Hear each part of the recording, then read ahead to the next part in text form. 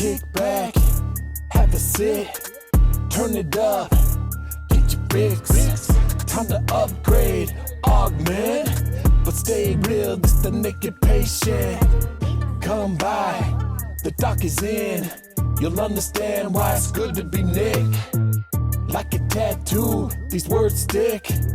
All net, never throwing up bricks. Let's grow together through the weather, we can make a dent. Authentic people sharing stories, hope that it clicks. No need to dress it up, this is real as it gets. Let's strip it down, it's the naked patient, yeah.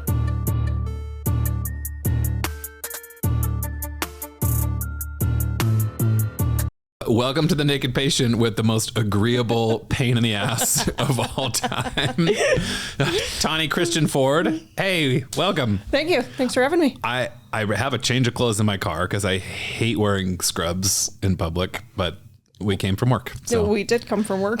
Here we are. I just checked for splatter. So why don't you tell people what it is, how we work together? How we work together? What you do with me. People should know I spend more time with you than I probably spend with anybody else. That is true. I mean, the operating rooms, yeah, you know more about my life than probably most of my family. So, I mean, that's just the way it goes into nowhere. This is true. So Tauni is my scrub tech. Why don't you tell people what a scrub tech is? Oh, hell. Well, assist the surgeon in whatever their needs are. Make sure all of our supplies are sterile and, you know, processed correctly for our patient's safety. Good. How long have you been in scrub tech? 17 years. Oh my gosh. I didn't realize it was that long. Yep. What got you into it? I always wanted to go to nursing school.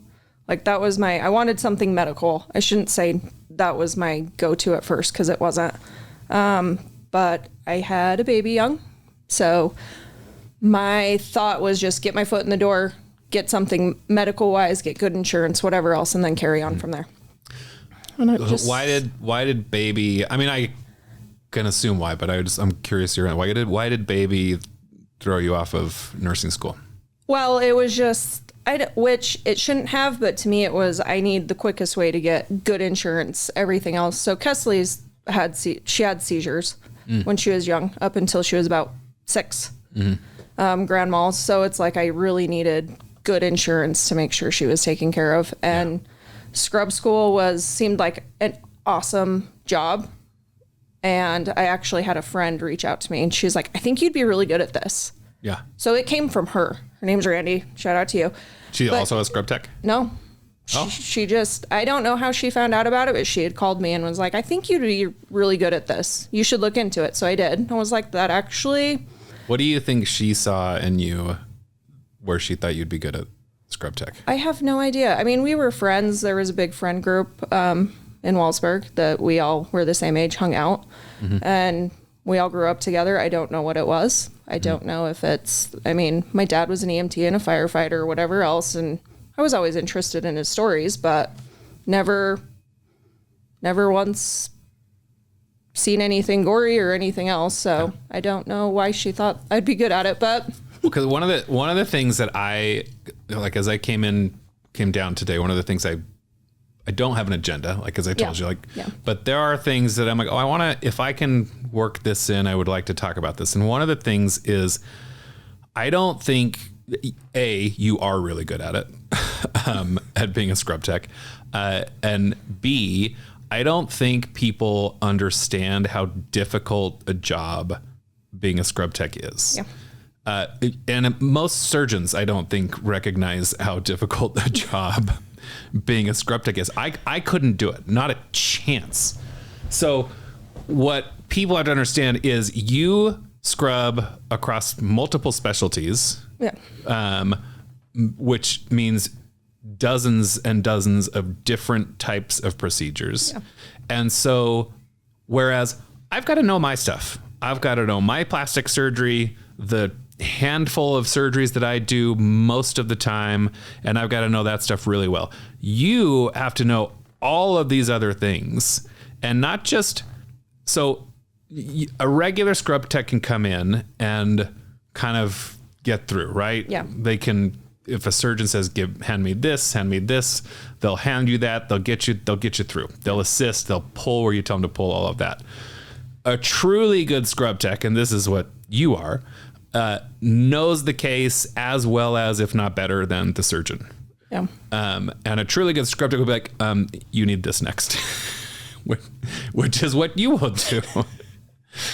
And so I think, like, I just wanted to like publicly commend you for how outstanding you are at that job. And so it's interesting that your friend was like, ooh, you'd be good at this. Yeah. Well, thank you. I appreciate it. But yeah, I don't know what she's seen in me and thought that was a good idea, but I did. I looked into it and I was like, that actually seems fun. Mm-hmm. And where I could build, I built, and I love it. And so that's what just kind of kept deterring me, I guess, from nursing schools. Cause I'm like, I don't want to sit there and chart all day.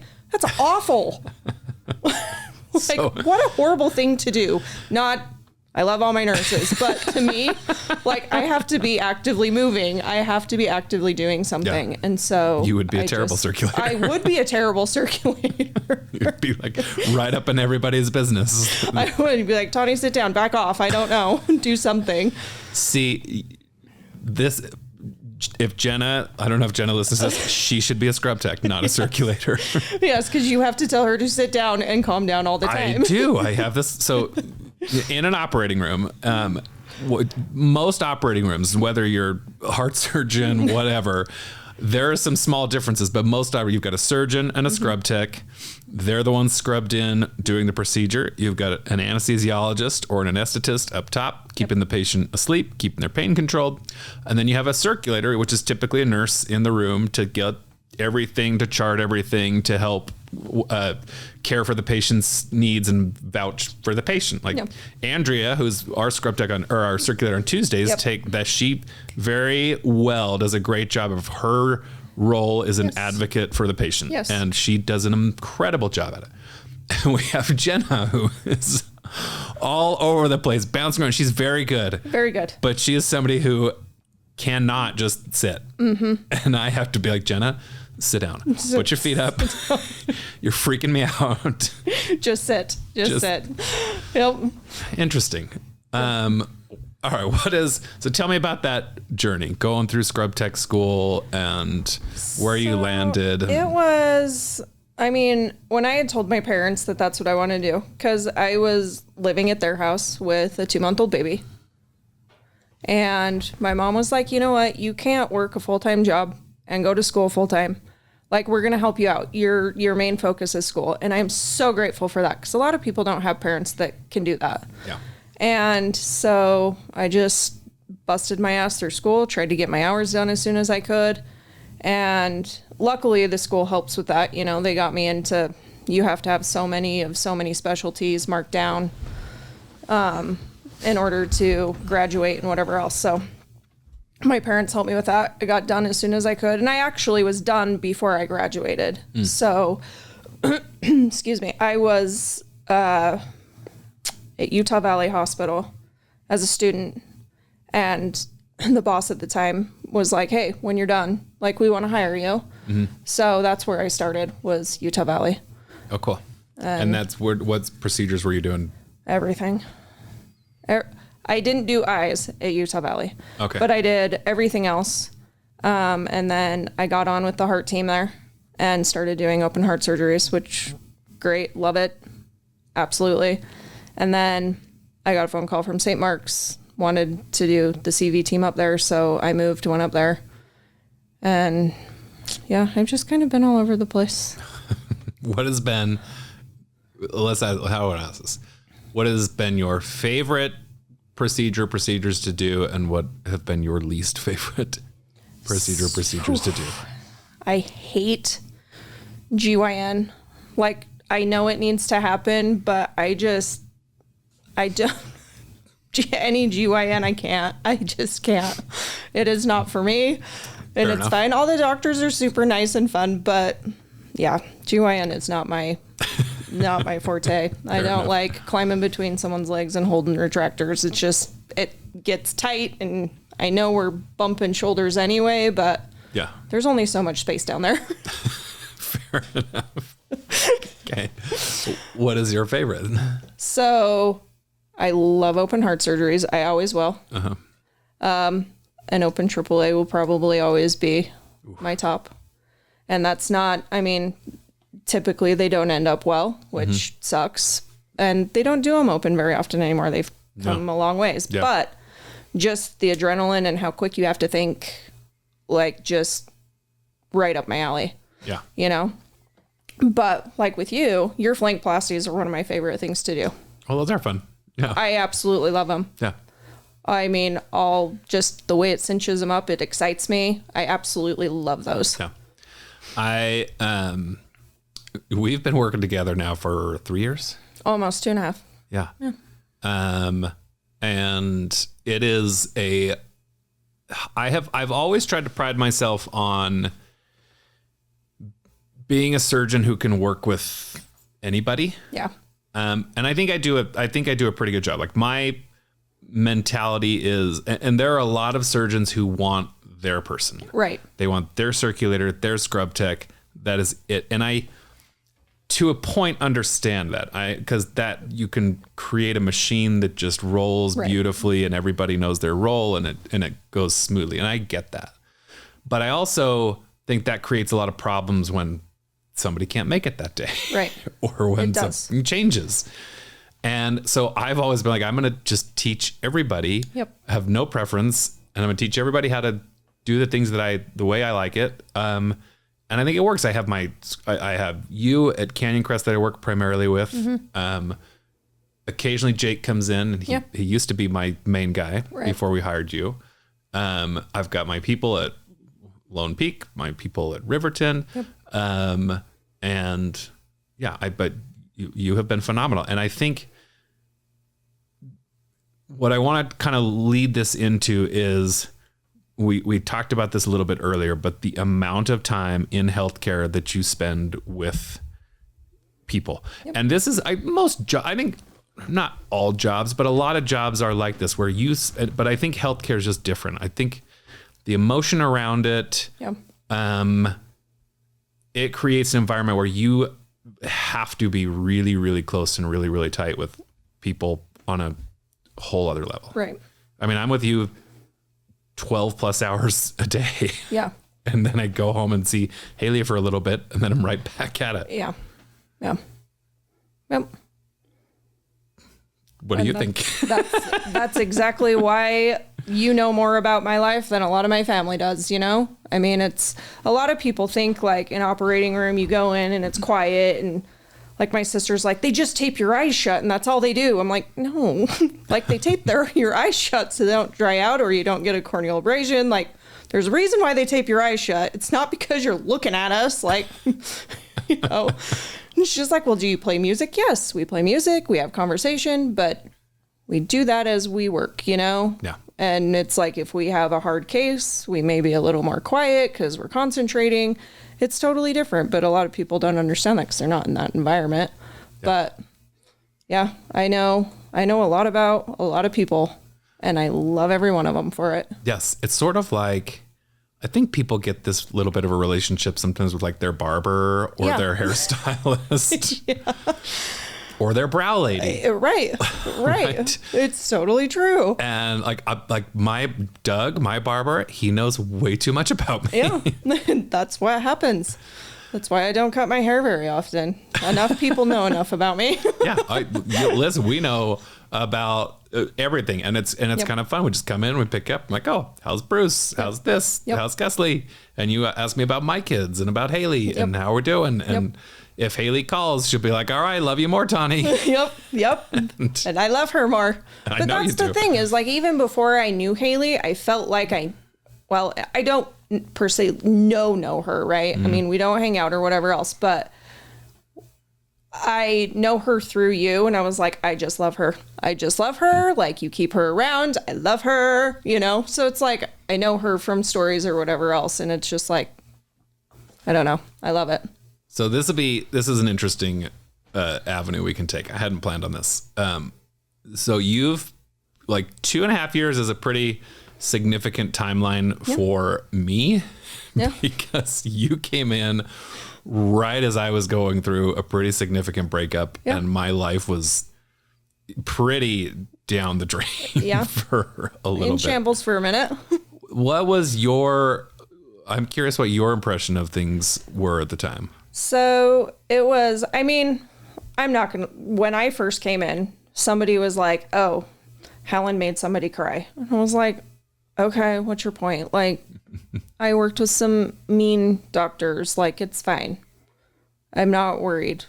It'll be okay. Like, it might take me a minute to get the speed and what we're doing. And that's that. Give it a month and I'll be on my toes. But it was, I don't know, like the first time I worked with you, I think I was just trying to catch my bearings. So I wasn't really paying attention, just trying to remember things and what we're doing and whatever else. But after that, I'm like, he's going through some shit. Like, I can sense it, like going through some shit. Like, this isn't personal. He's going through some shit. And then, like, you'd open up and tell some stories. I'm like, oh my gosh, he's going through some bad shit. Yeah. Some unfun shit. Like, let's not. Yeah. But it's also been so awesome to see you grow from that into how happy you are now. Thank you.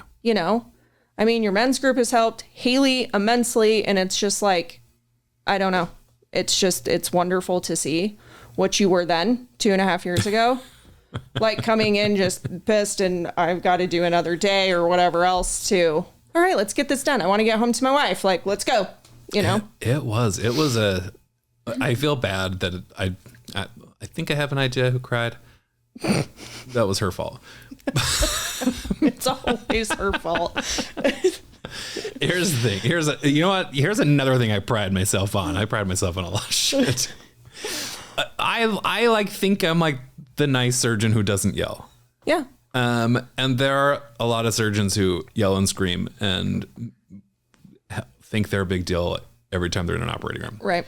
And I pride myself on being the nice guy. However, in surgery, there is a role that you have to assume as a surgeon where you are in charge and running this case. Yeah. And if you can't assume that role and take charge, then like bad things can happen. Absolutely. And so for me, the only thing that I expect is for people to be prepared.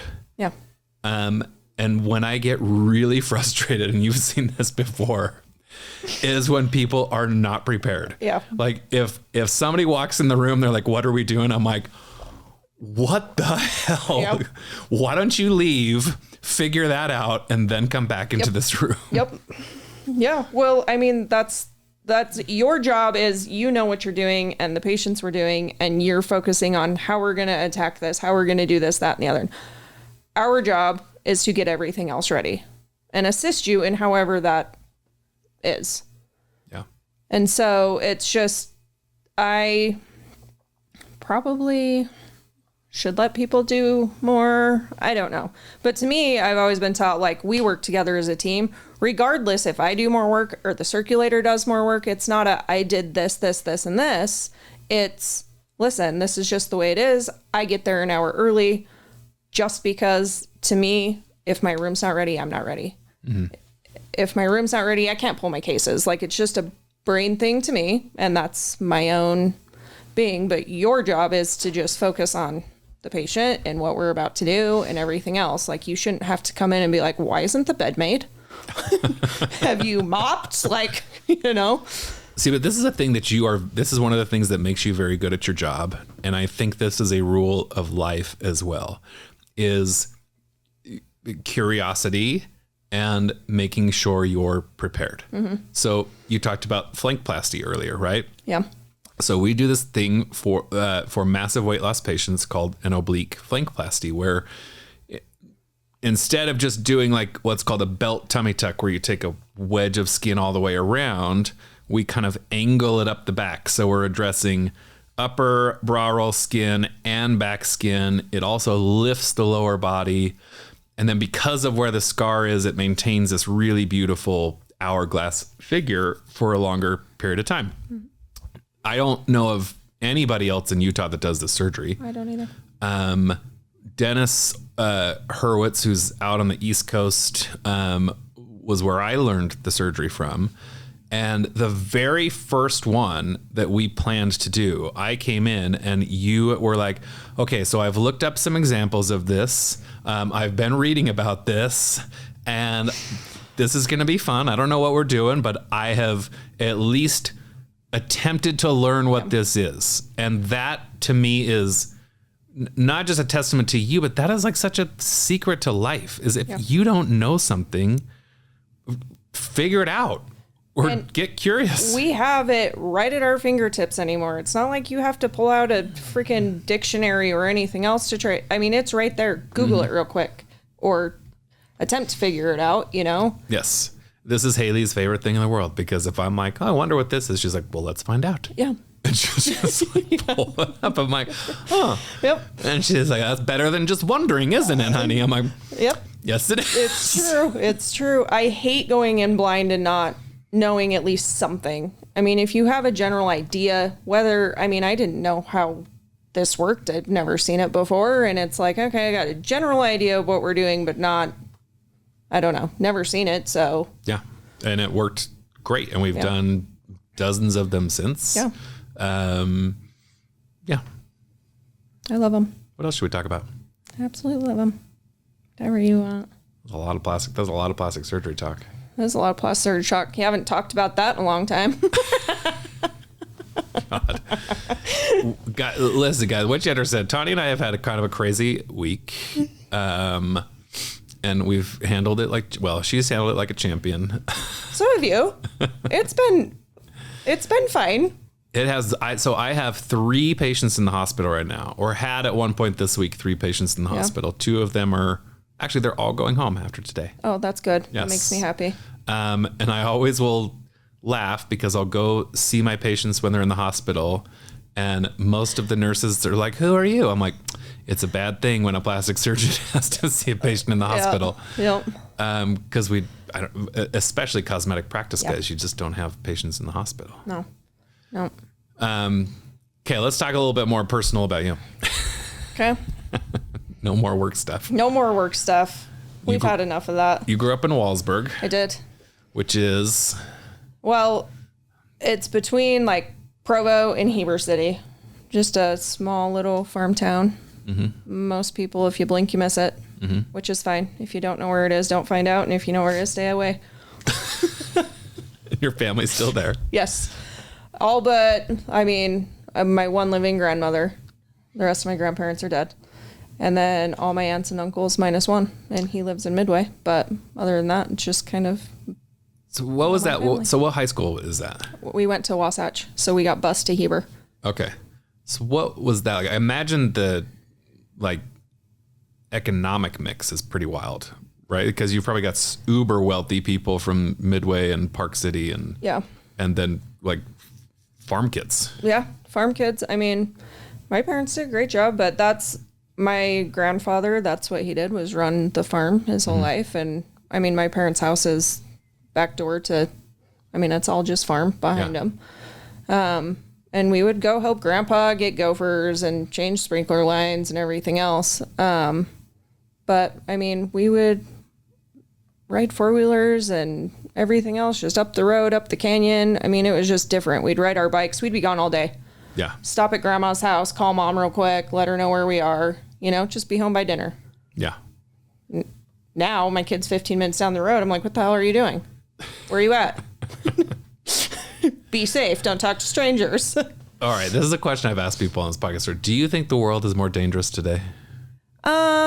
I don't know if it's more dangerous today. I just think we have so much information in our hands that you just find out more. Yeah.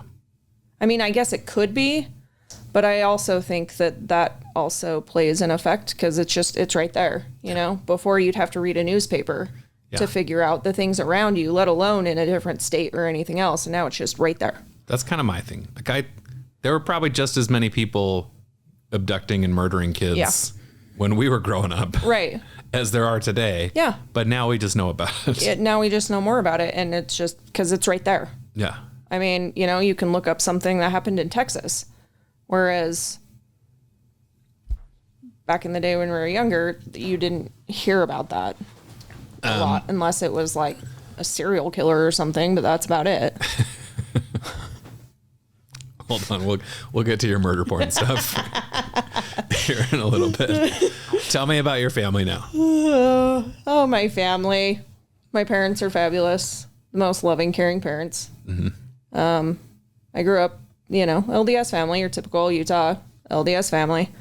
I've got 4 sisters, and every one of them are as crazy as I am now. Every one of them.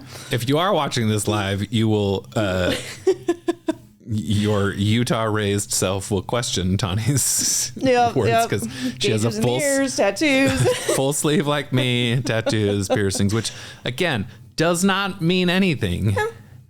But some of that judgment still finds its way into the culture, I think. It does. It does. You know, and my mom was upset for a long time about certain things, the tattoos and everything else. And she's just, I mean, my parents have come around. My mom's like, you know what? I taught you the way I thought was right. And she's like, but when you're adults, it's time for you to do whatever you want. And she's like, I have 0 complaints. I have amazing children. Mm-hmm. You all have great jobs. You all, you know, we're a very loving family. There's not one of us that's like, hey, screw you, I'm off, you know. Do your parents still practice like LDS? Yeah. Okay. I mean, not as much as they used to, but sure. You know, when COVID happened, Dad's like, I'm watching church online. I'm like, in between your football games? Because I don't think that counts, you know. I'm watching church online. Yeah. I wonder how many people stuck to that and never went back. Yeah, I don't know. Because I know, I mean, they still go from time to time, but not like they used to. I mean, it was like an every Sunday thing. And so what was for you, because you don't practice at all. No. What for you was like, okay, this is how I was raised, but I want to do my own thing. Well, I mean, I kind of started falling off when I was a teenager, just like, I'm not spending my days doing this. I'm not. Like, I believe in a higher power. And to me, it's like, I don't just believe in one. I believe there are several. Mm-hmm. You know? I believe that, I mean, people believe in Buddha and whatever else. Great. I believe in several higher powers. I don't believe that there's just one. Yeah. And so I just kind of fell off that wagon. And when Kesley would go to church with my parents. And this is your daughter? Yes, my daughter. And when she decided to get baptized, I'm like, that's fine. Like, I totally support you in whatever you want to do. And we had an interview with the bishop, and he made it about me and how could my daughter be ready to be baptized when I'm not a good example? Mm-hmm. And I looked at him and I said, it's not the church or what you teach, it's people like you. And I got up and I walked away, and I may have said some more choice words in there, which was fine. And my father was with me. So I was like, oh my gosh, because he was going to be the one who baptized her. Yeah. And I felt bad. He got in the car and I was like, I am so sorry for saying those words. Like, he said, nope, you're fine. You're good. Yeah. I'm just as mad as you are. Let's go home. Mm. So it just, at that point, I'm like, I'm done. I'm not doing this anymore. Was she baptized? She was. So I didn't know that when I had married her dad, they had just moved my records up to like by Timber Lakes. And so that's where hers were as well. And so the bishop up there actually called me and he's like, hey, which was awesome. I went to high school with his daughter, and his daughter is amazing. And she's total hippie, like lived in a van, dreads, like great. Never judges anyone for anything they want to do, you know? And he's like, if she wants this, let's do it. And I was like, okay, like that's fine. And so he met with her and was nice with her and whatever else. And she got baptized and she still went to church for a couple more years. And then not so much anymore. No. Mm-mm. And Bruce is your husband. We're not married, but pretty much. See, okay. No. Common law. Pretty much. 7 years feels like a lifetime. There you go. And Bruce has some kids. Yeah, 2. Yep. Kylie and Tavish. And they're great. They're great kids. Because at first when we started, so there is 16 years between Bruce and I. Okay. And so when I first started dating Bruce, I'm like, great. Like, how are people going to look at this? They're going to be like, oh, what is she after, sort of thing. And that shouldn't have been my first thought, but it was. Because, I mean... So you were in your 20s and... I think I was 29. Okay. Because I spent my 30th birthday with him. Yeah. And I was just like, that's real great. Like, his daughter's graduating high school, and, like, how are they going to look at it? And they never looked at anything like that. As a matter of fact, his ex-wife, the first time I met him, was Tavish's 21st birthday, or met her, excuse me. And she ran up, gave me a hug, and she's like, thank you so much for treating my kids the way you do. They love you. You are awesome. And I'm like, oh my gosh. Yeah. Thank you. Because it was always just like, I don't know why that I let that get in my head, but it always was. Yeah. Like, oh, there's 16 years. People are going to judge that because a lot of people do. Yeah. That is one of the hardest parts about like bringing together families. Yeah.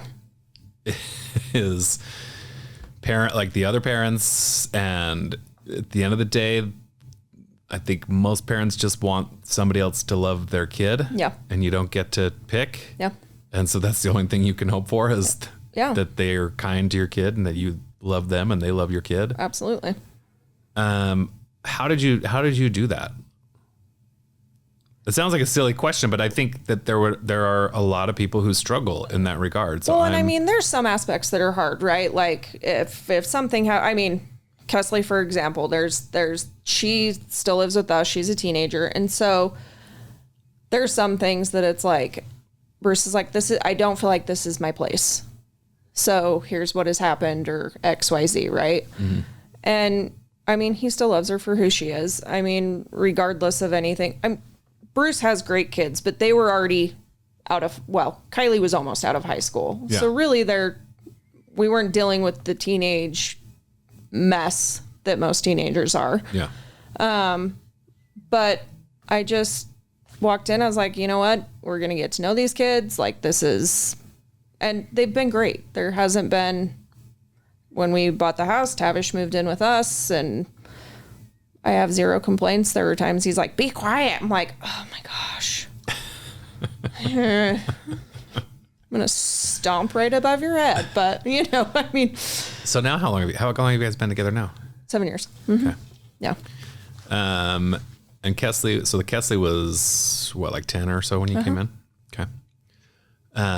How was it with her? Because that would have been like because you're right, like his kids were kind of out of the picture basically, but now you've had to kind of co-parent her growing up. Right. How has that been?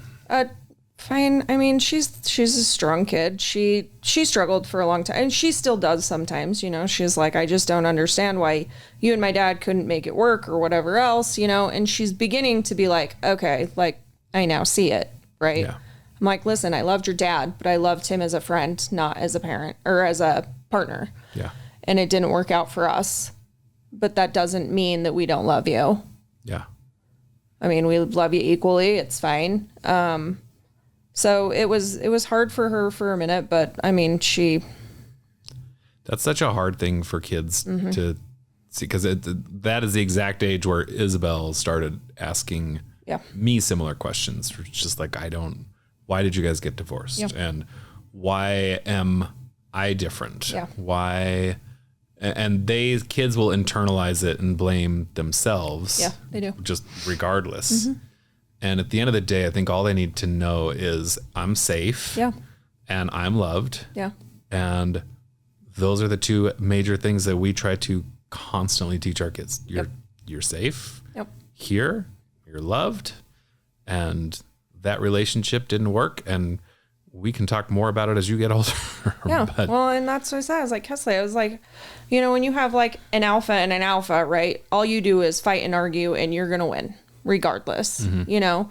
You need someone that can be strong, but also let you be strong. And I found that in Bruce. Like he can be very bullheaded, as can I, but it's like he's strong when he needs to be, but he also allows me to be strong as well and doesn't shut me down. And no, we're not doing that. Yeah. You know, why not married after 7 years? I just not. I've never asked you that before. Oh God. So I was engaged to Kesley's dad. We broke up, found out I was pregnant, and tried to make it work. So we didn't get married till she was 2.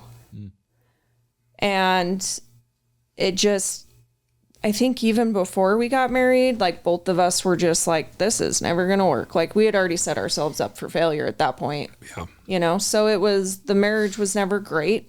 I mean, we were always bickering and fighting and whatever else. And then we got divorced. I started dating a guy named Russell. And I told him, I never want to get married again. Like, I don't need a piece of paper telling me that I should be happy with this person. I don't need that. Yeah. I don't want it. And anyways, Russell had never been married. So I was like, okay, you know what? If that's something you really want, fine. So I was engaged to him for a while. And then he let me know he wanted kids. And I'm like, I can't. Like, that's my bottom line. I cannot do this again. Yeah. I will not. And so we broke up, which, single ladies, Russell Knight is a great man. Wants some children. But somebody go give Russell some children, damn it. Go give Russell some children. No, he's a great guy. But to me, I'm like, that's one point I'm not willing to go to. I do not want any more kids. I don't. Like, it put me through hell. Just leaving my kid all the time, working my ass off. Like, I felt like I missed so much that I'm like, I'm not doing that to another child. Yeah. I refuse. This is where you and Haley like really like connect to. Is she was the same way. And then Haley has no kids. Yeah. And wants none. And when I got divorced, I had always told myself, if I meet somebody and I know they love my kids, that was my first requirement. Yeah. They've got to love my kids. And they say, hey, I want another kid. Yeah. I have always said, okay, I would be okay with that. And but for me, I was good. I was happy with the 2 that I have and was good. And I remember like 2 or 3 months into my relationship with Haley, I was like, I knew she loved my kids. I loved this girl. And I was like, man, maybe I need to have a kid with this girl. Like, we would make really cute kids. You would make cute babies. And I was like, I remember approaching it to her, bringing it to her up to her one night, and just like, hey, like, what do you think? And she, dead in her tracks, was just like, if that is something you need, then end this relationship right now. Yeah. Because I made that decision a long time ago. Don't you dare try to change that. Yep. I was like, oh, yeah, okay. Yep. Point taken. It does. It's like, that is my bottom, will not, no negotiation. I don't want any more. Doesn't mean I didn't want bonus kids. Like, that to me wasn't a big deal. Yeah. But no, not having another one come out of me. No thanks. How did Russell take that? Not well. Yeah. I broke him. Yeah. I really did. It shattered him. I was worried about him for a long time. Long time. But I mean, he's the type of person that, like, once a year, he's like, hey, how's the family? How are you? You happy? That's all I care about. Yes. Yeah. Happy. How are you? How's your family? You know, very short, but I mean, I still care about the dude. I hope he's happy. You know, I hope he finds what he's looking for, because I wasn't it. Yeah. And then how much longer until you found Bruce? Not very long. You still haven't answered my question. Why no marriage with Bruce? I don't want to get married. Okay. Which seems so stupid, but I don't. And Bruce feels the same way. Yeah. Like, that's one thing he's always said to me. I will never get married again. Fair. I'm like, perfect. That sounds great to me. Yeah. Listen, I think that's fair. Haley and I talked about this a little bit, because we moved real quick.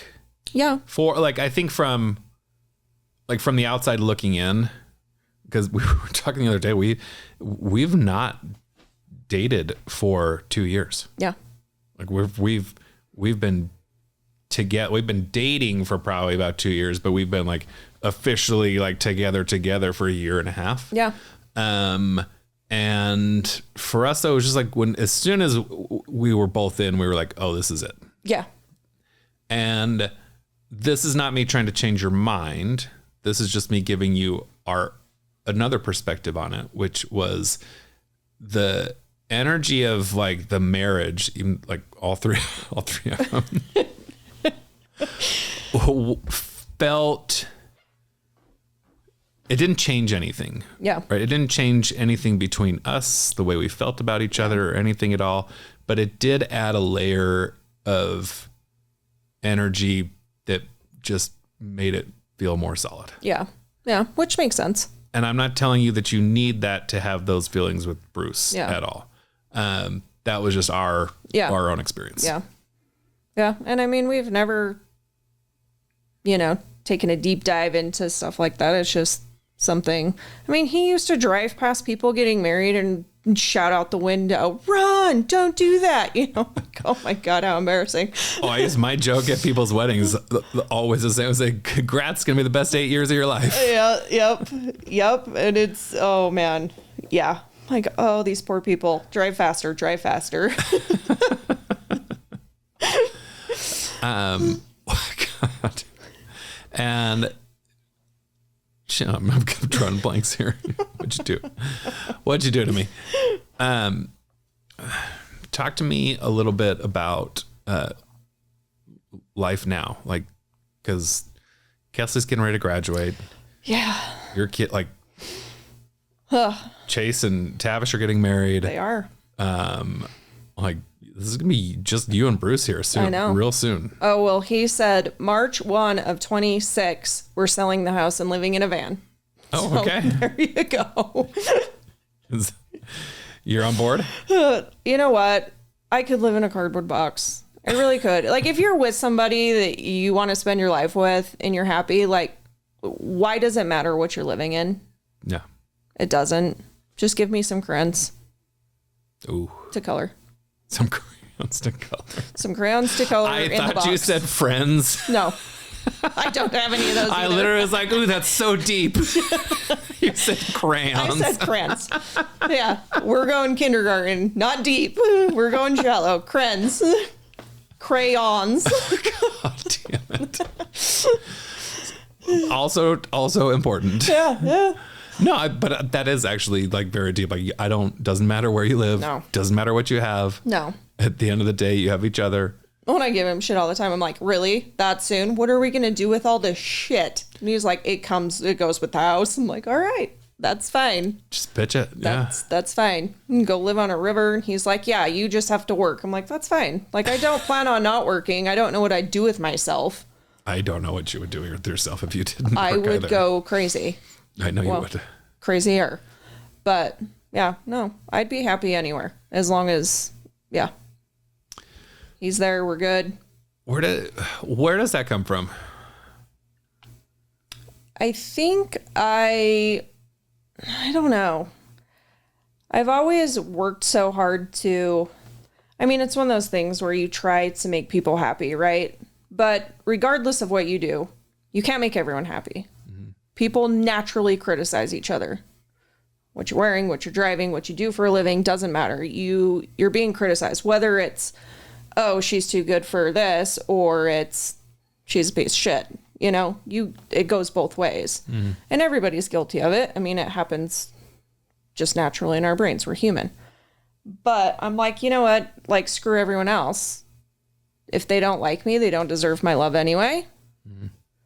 I'm going to live the way I want and do what I want. And if people don't like it, there's the door. You don't have to stay. Someone will come through it. That's a good time. How did you find this? Because one of the things that I admire most about you is this level of contentment that you have. Yeah. And I don't mean that in a bad way. Like, I don't mean that like, oh, Tauni settled or like at all, because I think you,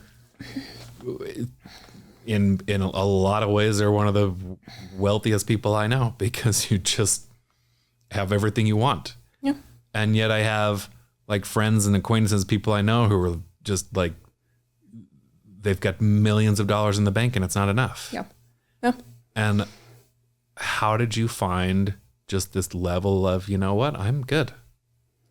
You know, I, when I was 16, 17, somewhere around there, I got in with a bad group of friends. They weren't great.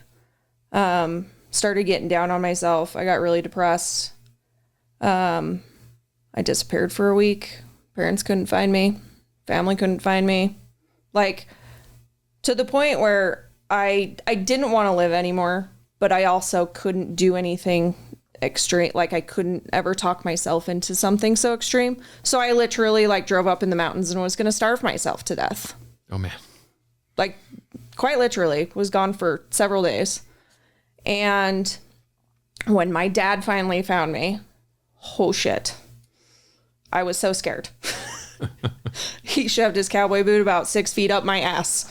And I spent a week in Primary Children's Behavioral Center, which was one of the greatest gifts of my life. They taught me how to cope with things and feelings, and that you are good enough regardless. Like, if your friends don't believe that, then they're not good enough for you. You know, it's not something I'm doing. It's something they're doing. And it's okay. It's okay to have a bad mouth. It's okay to freaking go to Walmart in sweatpants, okay? It's fine. Nobody cares. If you don't care, well, why does it matter? Yeah. So I don't surround myself with people who care, I guess. I just, you know, they love me for who I am. Yeah. Not what I could be or what I bring to the table. They just love who I am. That's really beautiful. So this experience at like 16 essentially like forced you to do this work and therapy that a lot of us are doing in like 40. Yeah. I mean, and I'm so grateful for it. You know, it's a lot of people that they're like, I don't understand how you can get that mentality. I'm like, I do, because I've been there. Yeah. I've been there when you feel worthless and not loved, and that you're not doing good enough, and the mistakes you made are going to haunt you forever. And no, like, it's the past. You can't fix it anyway. So why keep bringing it up to yourself? Yeah. You know, I mean, which there's a lot of times I have to tell myself that still, like, it's fine. It's in the past. I can't fix it, but I can be better from it. Yeah. And so I just, I try my best to find the light in any situation. I don't live for other people. I live for myself. I like that. Yeah. I like having you on. Well, thanks. I talked to you all day. I was like, God, what am I going to talk to Tauni about? We talk all the time. We talk all the time. What are we going to talk about? This is a hot mess. I think you took it to a beautiful place there. That is something that you have seen me get to in the last 2 years. Yeah. Well, and I think that's why, like, when I first met you and I was like, oh, he's going through some shit, you know, because I've been there. I mean, I may have been younger or whatever else, but I've been there. Yeah. And it's just, I don't know what it was, but I was just like, he's going through some shit. All I can do is support, right? Listen. I mean, you yell at me all the time that you don't need me to fix your problems. You just need me to listen. Hold on. Before you just drop that. It is a running joke that Tauni is the masculine one in a relationship. That's true. And I'll be saying something and she's like, well, just do this. I'm like, God damn it. I just want you to listen. Don't fix my problems. And let me say thank you. Thank you for seeing me at that time. Yeah. And thank you for not judging me in those moments. No. And yeah, thank you for seeing me and letting me figure this shit out. I knew you would. Oh, Just takes time. It does. It does. And one of the reasons that I love this podcast so much is I feel like it's become a avenue to help others find it too. Yeah. Like we had the guys from the Just in Time podcast on a few weeks ago, and both of them are just now, like they're like 50, and they're just now realizing, oh, I've got to do some of this work, and I've got to dive into this, and I've got to figure out me. Like one of the guys just was like breaking down on the podcast, talking about all the Xanax that he was doing just to keep himself afloat and figure life out. And they're just now coming into this incredible space, which you got to find at 16. Yeah. I mean, you know, you have fallbacks or whatever else, but I've always kept that in my mind. Like, you know what? Nobody is worth it if that's what they're going to judge you for or whatever else. Like, I'm not going to change or mold myself into somebody that I'm not. No, you're good enough already. So you are good enough as it is. You don't have to change anything. You don't have to do anything. And that is a really beautiful lesson that we can make the end point of our podcast today. Yeah. All right. Any last minute words? No. Thanks for dealing with me for 2.5 years. Oh, I don't ever leave me. Oh, I don't plan on it. I love it there. I do. Good. I do. And I think we have a great working relationship where, you know, I cuss and you don't get mad. Because I cuss too. Thanks, Tauni. Thank you. Thank you so much for listening to The Naked Patient Beyond the Operating Room. I'm Dr. Nicholas Howland. Please remember that every patient who appears on this podcast has consented to discuss their story and their surgery on the podcast. That way we remain HIPAA compliant. This is a free podcast. The best thing that you can do for us is to leave us a review online. Let us know what you liked. Let us know what you'd like to hear. Let us know how we can improve. If you are curious about anything related to plastic surgery, you can reach out to me on Instagram at Dr. Nicholas Howland, and I typically respond there, or you can reach us at the office at 801-571-2020, or we have an online form you can fill out at the website, www.howlandplasticsurgery.com. Any of our coordinators would be happy to help you. Thanks again for listening. Thanks for listening to the Naked Patient Podcast. Stay tuned for the next episode. Till next time.